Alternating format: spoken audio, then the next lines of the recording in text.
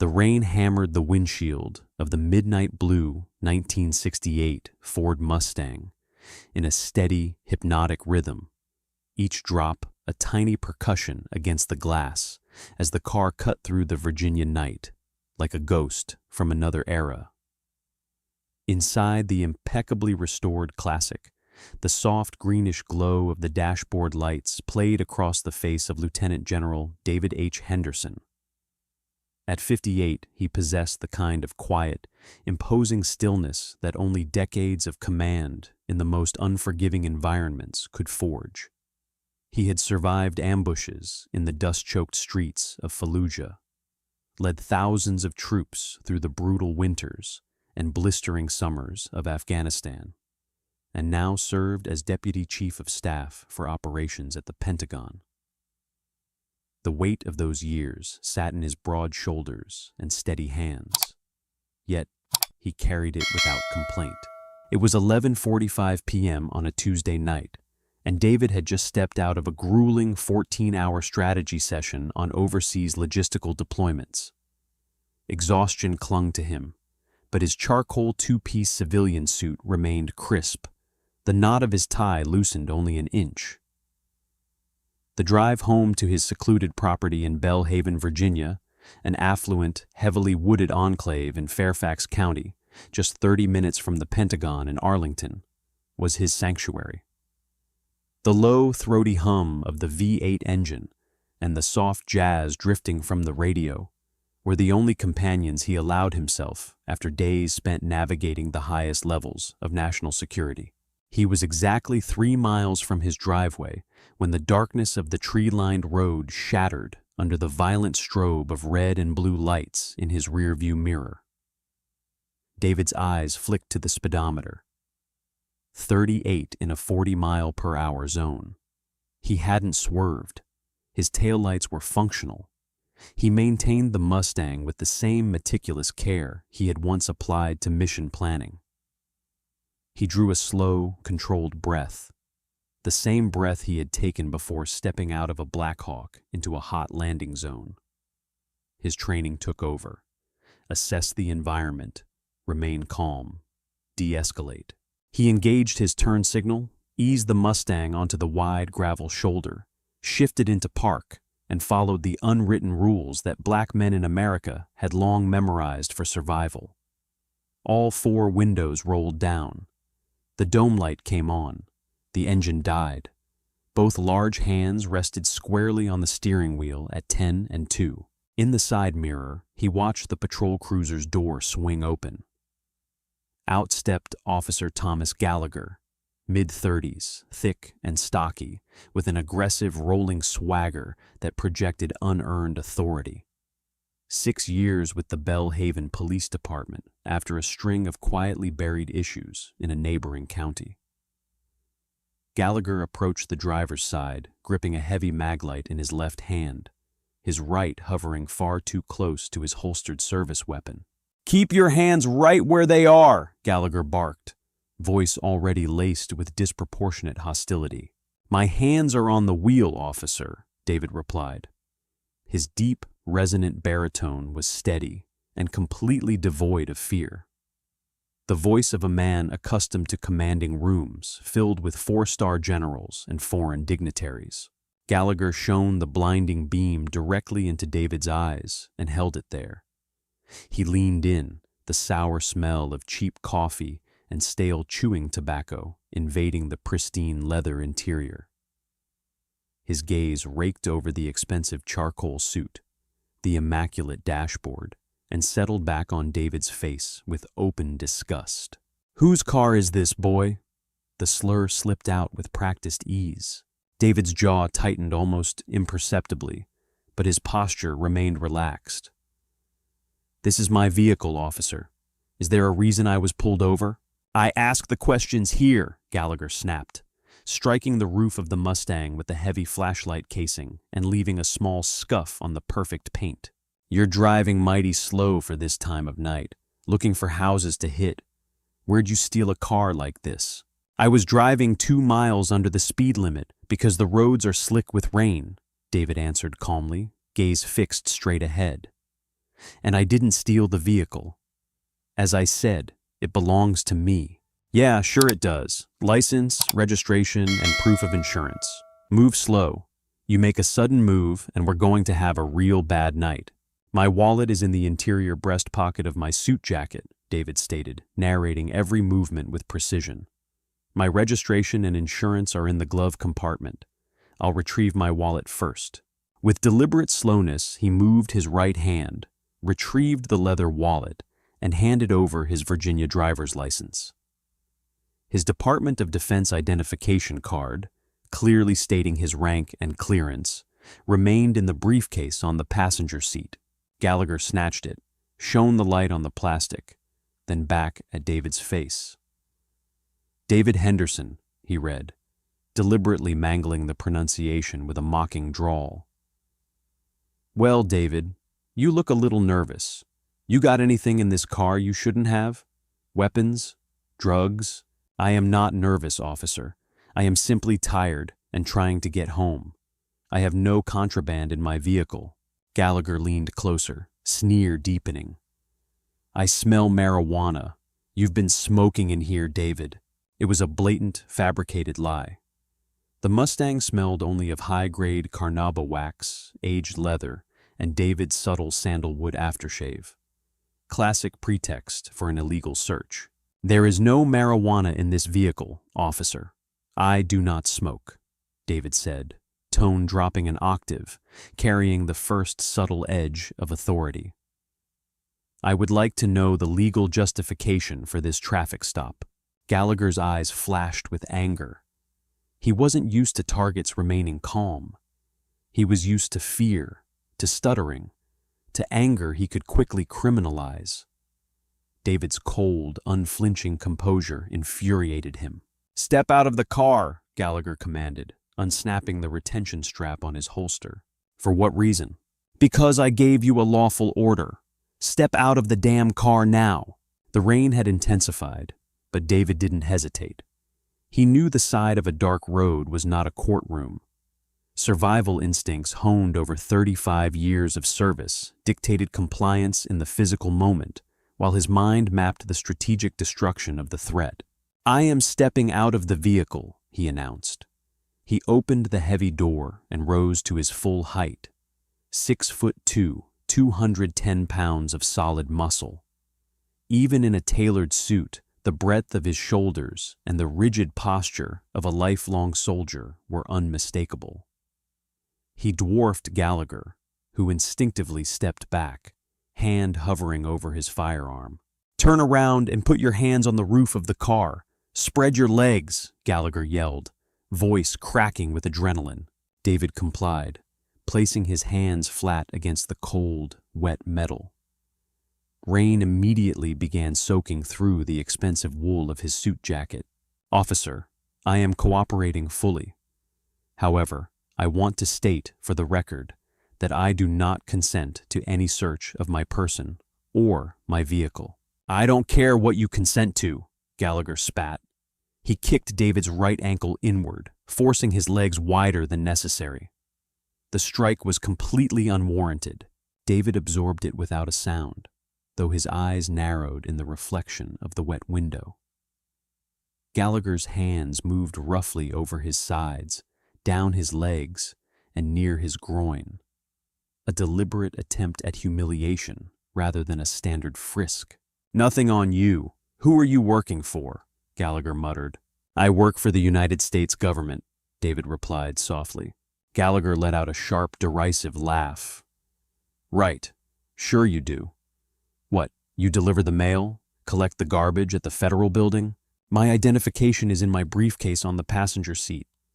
If you allow me to show you— Shut up, Gallagher interrupted. You don't move unless I tell you to move. He grabbed David by the back of his suit collar and yanked him away from the car, spinning him around to face the cruiser. The sheer disrespect of the contact sent a jolt of righteous anger through David's veins, but his expression remained carved from stone. He stared down at Gallagher with direct, unblinking eye contact. The same stare that had silenced insubordinate colonels and terrified enemy combatants. Gallagher felt the weight of that stare and hated it.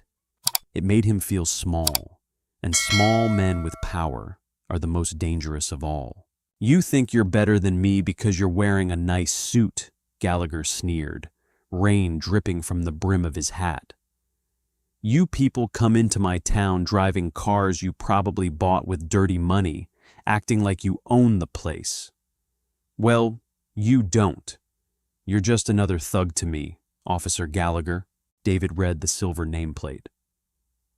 "I highly suggest you call the supervisor to this location immediately. You are making a series of profound errors in judgment and violating numerous department protocols and federal civil rights laws." "Are you threatening me?" Gallagher yelled, manufacturing fear for the dashcam. "Stop resisting! Stop resisting! I am standing perfectly still," David stated clearly, voice captured by the body-worn microphone. His hands remained raised at shoulder height, palms open and visible. From the passenger side of the cruiser, a second officer emerged. Officer Liam Hayes, a rookie with less than 6 months on the force. Pale, nervous, and clearly out of his depth, he jogged over through the rain. "Everything good here, Tom?" Hayes asked hesitantly, eyeing David, who looked more like a statesman than a criminal. "Subject is non-compliant and verbally threatening," Gallagher lied. "Cuff him." Hayes swallowed hard and pulled his handcuffs. "Sir, please put your hands behind your back." David looked at the young rookie and saw the conflict in his eyes. The kid knew this was wrong, but the toxic hierarchy kept his mouth shut. David felt a brief flash of pity. "Son," he said, tone firm but not unkind, "if you put those cuffs on me, you are becoming an accomplice to false arrest and unlawful detainment. Think very carefully before you proceed." "Cuff him, Hayes, now!" Gallagher roared. Hayes flinched, grabbed David's left wrist, and David offered zero physical resistance. The cold steel encircled his wrists. Hayes double-locked them. A small mercy, David silently noted. "You are making a mistake, Officer Gallagher," David said, staring straight into the blinding headlights. "The only mistake made tonight was you driving through my town," Gallagher replied smugly. He grabbed David roughly by the bicep. "You're under arrest." "On what charge?" "Disorderly conduct, resisting arrest, and suspicion of driving under the influence." It was a laughable litany of fabricated charges. David was practically a teetotaler, having consumed nothing stronger than black coffee in the last 48 hours. Gallagher marched him to the back of the cruiser, opened the rear door, and shoved his head down, forcing the 3-star general into the cramped hard plastic back seat. The door slammed shut with a heavy metallic thud. Through the rain-streaked window, David watched Gallagher walk to the Mustang and begin rummaging without warrant or probable cause. He tossed paperwork onto the floorboards, grabbed the leather briefcase, and began pulling files, tossing them carelessly. He picked up a heavy metal challenge coin, minted for the Joint Chiefs of Staff, bearing the presidential seal, frowned in confusion, and tossed it into the cup holder like trash. He completely missed the black leather credentials wallet at the bottom containing the gold-embossed Department of Defense identification card. The rain continued to fall as the flashing lights painted the Virginia woods in alternating shades of panic and authority. The cruiser smelled of stale sweat, antiseptic cleaner, and despair. David sat rigidly upright, wrists secured behind his back. The awkward angle pulled painfully at his left shoulder, reminding him of shrapnel taken during Operation Desert Storm. Yet he refused to slouch. He refused to give Gallagher the satisfaction of seeing discomfort. Gallagher finished his illegal search, found nothing, and slammed the Mustang's door in frustration. He stomped back to the cruiser and climbed in, bringing damp cold air with him. Hayes slid quietly into the passenger seat, eyes glued to the dashboard. "Tow truck is on its way for your little joyride," Gallagher announced, accelerating onto the wet asphalt. "Officer Gallagher," David began, voice projecting clearly through the metal grate. Let me explain exactly what is going to happen next. When we arrive at your precinct, you are going to process me. You will remove these handcuffs and allow me my constitutionally protected phone call. After that phone call, the trajectory of your entire life is going to change. Gallagher barked a laugh and adjusted the rearview mirror. Oh, is that right? Who are you going to call? Your high-priced defense attorney? The NAACP? Go ahead. They can't save you from a felony-resisting charge. I am not going to call an attorney, David replied simply. I am going to call my office. Your office? Gallagher mocked. What? The manager at the fast food joint needs to know you aren't showing up for the morning shift? Listen to me. You might think you're a big shot in whatever neighborhood you crawled out of, but out here in Bellhaven, I am the law. You disrespected me. You failed to comply. You're going to sit in a cell tonight, and tomorrow the judge is going to look at your record, look at my report, and guess who he's going to believe. A judge will look at the dashcam footage, David countered smoothly. He will see a completely compliant citizen subjected to an unlawful stop, an illegal search, and excessive force. Furthermore, my record is something you clearly haven't checked. I don't need to check your record to know what you are, Gallagher muttered, loud enough for both to hear. It was the quiet, insidious racism David had fought his entire life. The kind that didn't wear a white hood, but carried a badge and a gun. Hayes shifted uncomfortably. Hey, Tom, maybe we should just write him a citation and let him walk. The search came up empty. If he makes a stink... Shut up, Hayes, Gallagher snapped. You want to pass probation? You learn to back your partner up. This guy was squirrely. He fits the description of the B&E suspects hitting the north side. I am a 58-year-old man in a bespoke suit, David noted dryly. Unless your suspects are breaking into houses to audit their tax returns, I sincerely doubt I fit the description. For the next 10 minutes, the car rode in tense silence. David used the time to mentally catalog every violation. Title 18, USC Section 242, deprivation of rights under color of law, Fourth Amendment violations, false arrest, battery. He was a strategist. He didn't just want Gallagher fired. He wanted the entire rotten system that enabled him exposed and dismantled. The cruiser pulled into the sally port of the Bellhaven Police Precinct. Gallagher parked aggressively. End of the line, VIP, he sneered. He yanked David out by the arm. David stumbled slightly on the wet concrete, but instantly regained his balance, towering over the officer once more. Gallagher shoved him toward the heavy steel doors. Inside the booking area, cheap fluorescent lights buzzed overhead. A few officers milled around with coffee and paperwork. Behind the elevated desk sat Sergeant Robert Miller, a 20-year veteran with a thick mustache and tired, cynical eyes. What do we have, Gallagher? Miller asked without looking up. DU, I suspect. Resisting. Disorderly, Gallagher recited, dumping David's wallet on the counter. Refused lawful orders. Had to get physical to cuff him.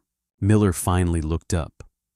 Despite the handcuffs, soaked suit, and scuff on his shoes, David radiated disciplined authority. Miller had booked thousands of criminals. He knew what a street thug looked like. He knew what a drunk looked like. The man before him looked like a federal judge. Name? David Harrison Henderson, David replied clearly. Miller typed into the database. No priors, no warrants. You ran the breathalyzer? He refused, Gallagher lied. I was never offered a breathalyzer, David corrected, voice echoing in the quiet room. Nor a field sobriety test. I was pulled over, harassed, illegally searched, and detained. Quiet, Gallagher snapped, shoving David's shoulder. Hey, watch the hands, Miller warned lazily. Miller picked up the license. All right, Mr. Henderson. We're going to put you in a holding cell while we process. Empty your pockets. My pockets were emptied on the side of the highway by your officer.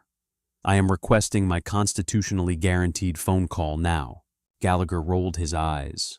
Put him in cell 3, Sarge. Let him cool off a few hours. Then he can make his little phone call. No, David said, taking a deliberate step toward the desk. The law requires you to allow me to contact legal counsel or a representative in a reasonable time frame upon booking. I am demanding that phone call immediately. If you deny this, Sergeant Miller, you will be adding your name to a very long, very painful federal lawsuit. Miller paused, looked at Gallagher's arrogant shrug, and sighed. Fine. Give him the phone on the wall. 5 minutes, then he goes in the cage. Gallagher led David to the heavy metal telephone bolted to the cinder block wall and unlocked the handcuffs with a rough jerk. David rubbed his wrists slowly, feeling blood rush back, then picked up the receiver. He didn't dial a lawyer. He didn't dial his wife. He dialed a secure direct line to the Pentagon's National Military Command Center, a number known only to upper echelon command. The phone rang twice. Command Center. Watch Officer Major Stevens speaking. This is a secure line. Please, authenticate. David turned his back slightly to Gallagher and spoke in a low, rapid, deeply authoritative tone. This is Lieutenant General David H. Henderson, Alpha Tango 9er 7 Actual. A brief pause as the Major verified voice and clearance. Authentication confirmed. Good evening, General Henderson. What is your status, sir? Status is compromised, Major, David said, eyes flicking to Gallagher, laughing by the coffee machine. I have been unlawfully detained by local law enforcement in Belle Haven, Virginia. My vehicle has been impounded, and I am currently being held under fabricated charges. Silence, then rapid typing. Sir, you've been arrested. Are you injured? Negative. But the situation requires immediate remediation. I need you to wake the Staff Judge Advocate General. I want the Pentagon's legal liaison to contact the Virginia State Police Superintendent and the FBI field office in Quantico immediately. Inform them that the Deputy Chief of Staff for Operations has been taken into custody by a rogue police officer. Understood, General. Mobilizing JAG and Federal Liaison now. Do you require military police extraction, sir? David looked around the dingy precinct and at Gallagher's arrogant smirk. Yes, Major, he said coldly. Send the MPs from Fort Belvoir, heavily armed. I want them here in 20 minutes. Let's see how Officer Gallagher handles a real show of force. Copy that, General. Cavalry on the way. ETA 20 mics. David hung up. The receiver clicked into place like a gavel. Gallagher walked over, spinning keys on his finger. All done crying to Mommy? Good. Turn around, hands behind your back. Time to sit in a box. David did not turn. He simply looked at Gallagher with a gaze so piercing and devoid of fear that the officer actually halted.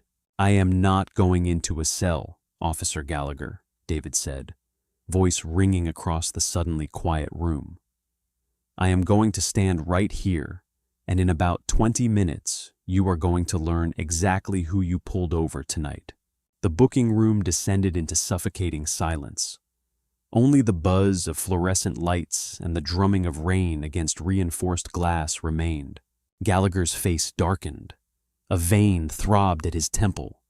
He took a heavy step forward, pulling his ASP baton from his belt with a sharp metallic clack. I don't know who you just called, and frankly, I don't care, he snarled, tapping the baton against his palm. You think you can come into my house and make demands? You're a suspect in custody. Turn around, put your hands behind your back, and get in the cell. If I have to make you, you'll leave on a stretcher. David didn't flinch. You lay a hand on me again, Officer Gallagher, and you will find yourself facing federal charges no police union on earth can protect you from. I am giving you one final opportunity to de-escalate. Rookie Hayes stepped back, face draining of color. Tom, man, just let him sit on the bench. We don't need... Shut your mouth, Hayes, Gallagher roared. He lunged, left hand reaching for David's lapel, baton raised in his right to strike the back of David's knees. The response was autonomic, honed over decades of close quarters combat. David pivoted his hips, parried the grab with his forearm, trapped Gallagher's wrist, applied a sudden excruciating joint lock, and used the officer's own momentum to redirect him. Gallagher yelped as he slammed face first against the cinder block wall, arm wrenched behind his back, baton clattering to the linoleum. David held him there with minimal effort, just enough pressure to immobilize. "Officer down! Back off!" Sergeant Miller shouted, drawing his taser. The red laser danced across David's chest. Two other officers drew their service weapons, shouting conflicting orders. "Let him go! Get on the ground now!" David slowly released Gallagher's arm and stepped back, hands raised to shoulder height, palms open. "I am unarmed. I am not resisting." He initiated an unprovoked physical assault, and I merely deflected it. My hands are visible. Gallagher spun, face purple with rage and humiliation. He reached for his Glock 19. "You son of a—" "Stand down, Gallagher," Miller barked, taser still on David, but eyes locked on his own officer. "Do not draw that weapon. Step back." Gallagher froze, hand hovering, chest heaving. "He assaulted an officer, Sarge. You saw it." "I saw you lunge at a compliant suspect and get your ass handed to you," Miller replied grimly. He looked at David, the red dot steady on the general's tie. The absolute lack of fear in those eyes was deeply unsettling.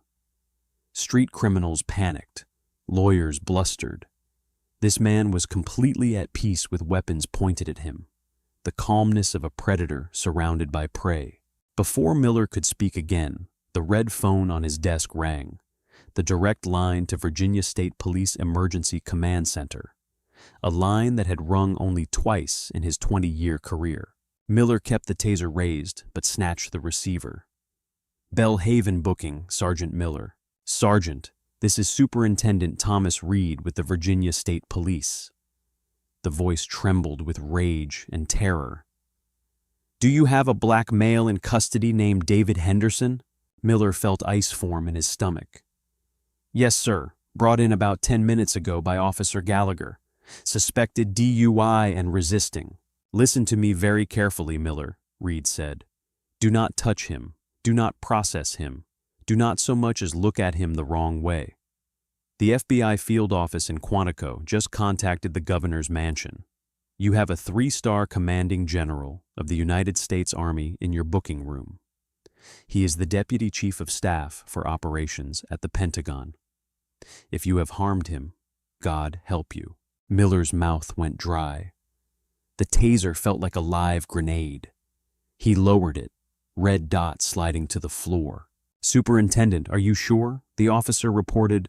"I don't give a damn what your rogue officer reported," Reed roared. "Federal agents and military police are descending on your location right now. Secure the building, disarm the arresting officer, and stand by. I am 15 minutes out." The line went dead. Miller placed the phone down slowly. The room had gone silent again, except for Gallagher's heavy breathing. "Sarge?" Hayes asked, voice shaking. "What is it?" Miller looked at Gallagher, then at David. The bespoke suit, perfect posture, commanding voice, utter refusal to be intimidated. It all made horrifying sense. "Now, Gallagher," Miller said, voice barely a whisper. "What? What exactly did you find in his vehicle?" "Nothing," Gallagher spat, rubbing his sore shoulder. "The guy's a pro. Probably ditched the stash before I lit him up. Where's his car? I want it torn apart at the impound." "The car," David interjected smoothly, hands lowering as he sensed the shift in power, "is a 1968 Ford Mustang. And inside the briefcase you so carelessly threw on the seat, you will find a Department of Defense credential wallet. Level 7 security clearance.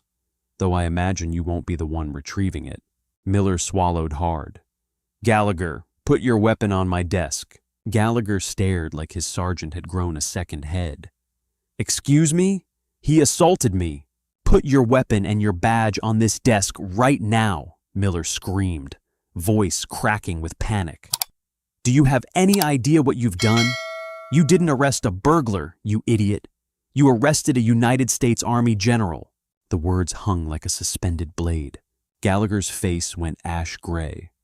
He looked at David, eyes darting as if waiting for a laugh that would reveal a prank. But David's expression remained granite. You're lying, Gallagher stammered. He's just some guy. No, Officer Gallagher, David said softly, voice amplified by the silence. I told you that you were making a profound error in judgment. I told you I worked for the government. You chose your prejudice over protocol. You chose your ego over the law. And now the bill has come due. Outside, the rain was suddenly drowned by a new, terrifying sound. The deep, guttural roar of heavy diesel engines multiplied by the dozen, shaking the concrete. The vibration hit the floorboards before the vehicles stopped. Outside the Sally Port, sodium lights were eclipsed by blinding LED light bars. 4 massive up-armored Lenco Bearcats, matte black military-grade tactical vehicles, smashed through the precinct's automatic security gate as if it were matchsticks. Behind them, a half-dozen dark SUVs with deeply tinted windows slid into a tactical blockade, sealing every exit. Inside, officers stood paralyzed. Gallagher's hands shook uncontrollably. The heavy steel double doors did not open. They were violently breached. A flood of heavily armed military police from Fort Belvoir poured in, clad in full tactical gear, Kevlar helmets, plate carriers, and drop-leg holsters, M4 carbines held at low ready. They moved with terrifying synchronized precision, securing every corner in less than 3 seconds. "Federal jurisdiction! Nobody move! Hands away from your weapons!" shouted the lead MP, voice cutting like a physical blow. Local officers raised their hands, stepping away from holsters. Miller left his taser on the desk and raised his hands high. Colonel Richard Thornton, Provost Marshal of Fort Belvoir, strode in, uniform crisp, face set in a furious scowl. Flanking him were 3 men in dark suits and FBI windbreakers from the Quantico field office. Colonel Thornton bypassed the trembling local officers and locked eyes on David. He immediately snapped to attention and delivered a flawless, razor-sharp salute. "General Henderson, sir. Colonel Thornton, Fort Belvoir, Provost Marshal. The perimeter is secure. Are you injured, sir?" David returned the salute crisply, despite the lingering shoulder pain. "I am uninjured, Colonel. Thank you for your prompt response." The sight of a high-ranking white military officer saluting the black man Gallagher, had dragged from a classic car like a common criminal, was the final crushing blow to Gallagher's reality. His knees buckled.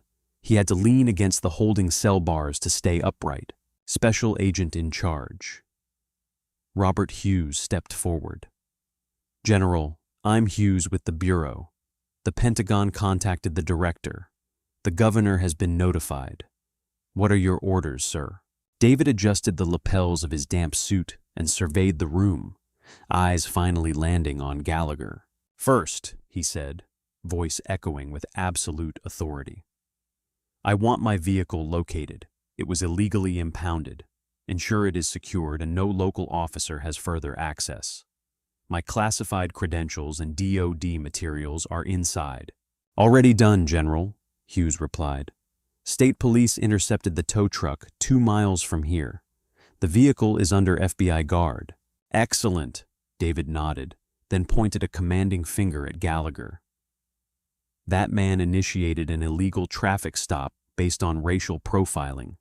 He conducted a warrantless search of my vehicle, falsified a police report, subjected me to false arrest, and used excessive physical force."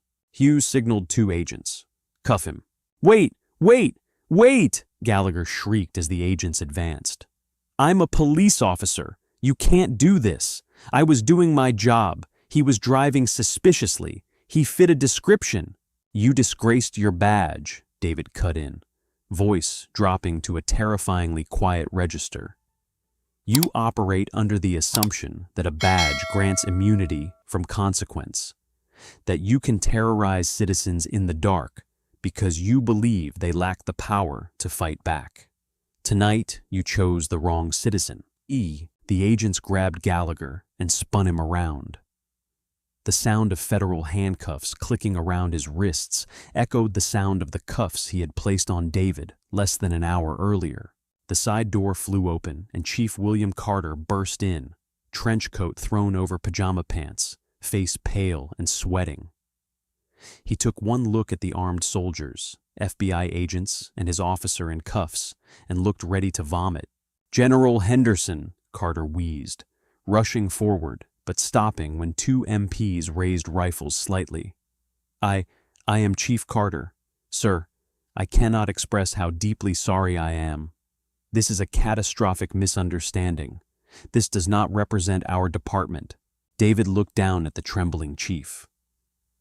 "It represents exactly what your department allows, Chief Carter. A man like Gallagher does not operate in a vacuum. He operates in a culture that permits his behavior. I warned your officer. I gave him every opportunity to correct his course. He chose escalation." David walked slowly toward Gallagher, who now wept openly, the reality of federal prison looming. Deprivation of civil rights under color of law was a felony. His career was over. His freedom was about to vanish. "You asked me earlier who I worked for," David said, standing inches from the disgraced cop. "I work for the Constitution of the United States, the very document you swore an oath to protect, and the one you violated tonight. You are dismissed." David turned to Colonel Thornton. "Colonel, I am ready to go home now." "Right this way, General," Thornton said, gesturing toward the door. As General David Henderson walked out of the Belhaven precinct, flanked by federal agents and military police, he didn't look back. The flashing red and blue lights had been swallowed by the imposing darkness of the military convoy. The storm still raged outside, but inside that precinct, a different kind of hurricane had leveled everything.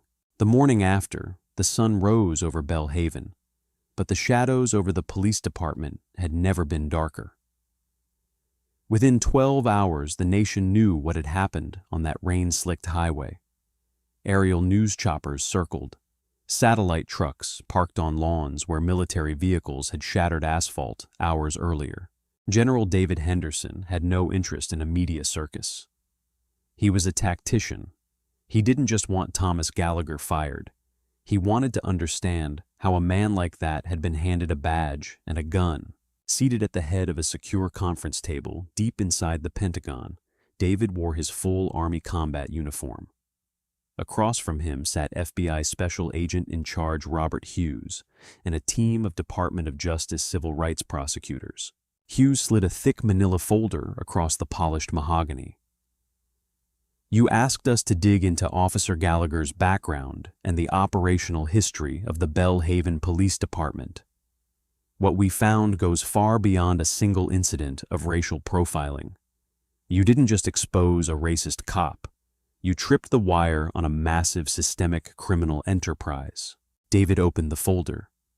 The first page was a spreadsheet detailing hundreds of vehicle impounds and cash seizures over 5 years. "Civil asset forfeiture," Hughes explained, expression grim. Gallagher wasn't just pulling over minorities for the thrill of power. He was hunting. He specifically targeted high-value vehicles driven by out-of-town Black and Hispanic drivers. He fabricated probable cause, smell of marijuana, suspected DUI, and impounded the vehicles.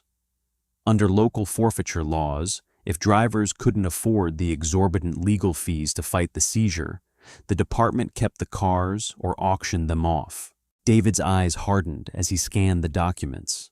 "And the funds funneled directly into an off-the-books discretionary fund controlled by Chief William Carter," Hughes continued.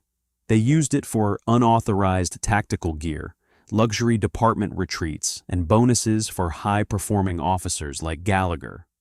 That's why his previous excessive force complaints were swept under the rug. He was their top earner. When he saw your 1968 Mustang, he didn't just see a black man out of place. He saw a $50,000 payday for the precinct. The twist was sickening. It wasn't just hate.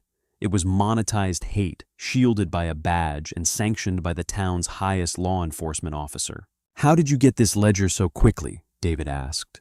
"We had an inside source," Hughes said with a faint smile. "A whistleblower, rookie officer Liam Hayes."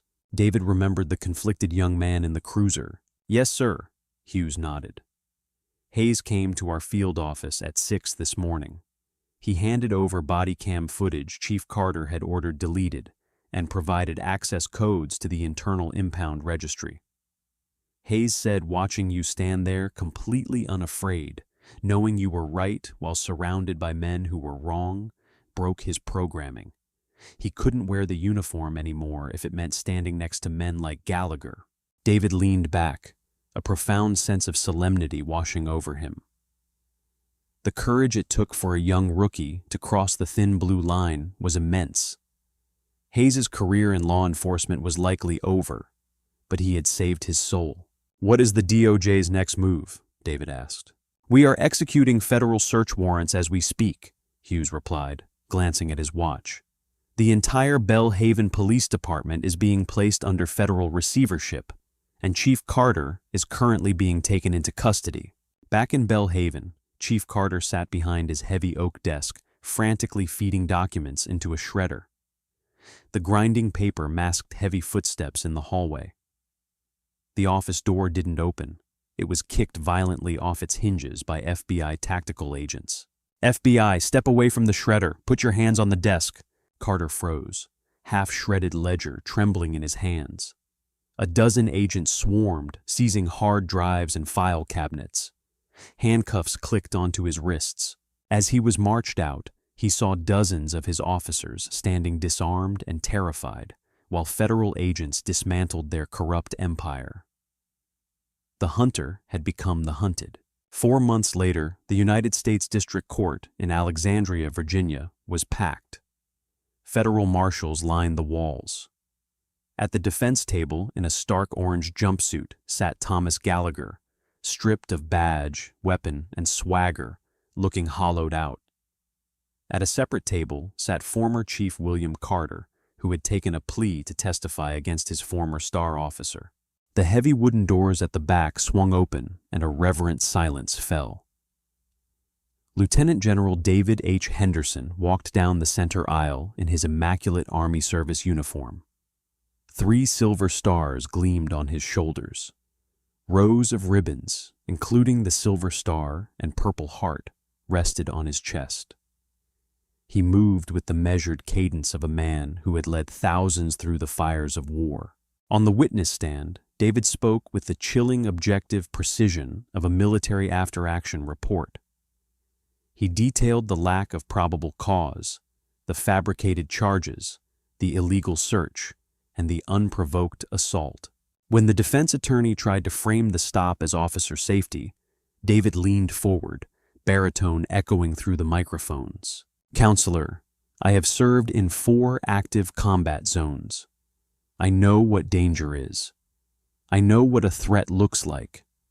What Officer Gallagher did that night had nothing to do with safety. It had to do with power. It had to do with a malignant belief that because of the color of my skin, my rights were negotiable and my dignity was forfeit." David turned his piercing stare directly onto Gallagher, who visibly shrank. "When I wear these stars, I am saluted and respected," David continued, profound sorrow in his voice. "But the tragic reality of this country is that the moment I take off this uniform and put on a civilian suit to drive home to men like Thomas Gallagher, I am no longer a general. I am a target. He used his badge as a weapon of racial terror and financial extortion. He is a traitor to his oath." The jury deliberated less than 3 hours. Guilty on all counts. The judge showed no mercy. Gallagher received 15 years in federal prison without parole. Carter received 8 years. The Belhaven Police Department was stripped to its studs and rebuilt under federal oversight. Liam Hayes, the rookie who blew the whistle, left the force to attend law school, inspired by the general's stand. A year later, on a warm summer evening, David stood in his garage applying a final coat of carnauba wax to his midnight blue 1968 Ford Mustang. He slid into the pristine leather seat, turned the key, and the V8 roared to life. Cruising down the tree-lined roads of Virginia with windows down, a passing local police cruiser offered a polite, respectful wave. David nodded back, hands relaxed at 10 and 2, finally enjoying the peaceful drive home he had always deserved. This story of justice served, systemic corruption dismantled, and undeniable courage stands as a powerful reminder that true authority isn't about the volume of your voice or the weapon on your hip. It's about the strength of your character and the courage to stand up to bullies, no matter what uniform they wear.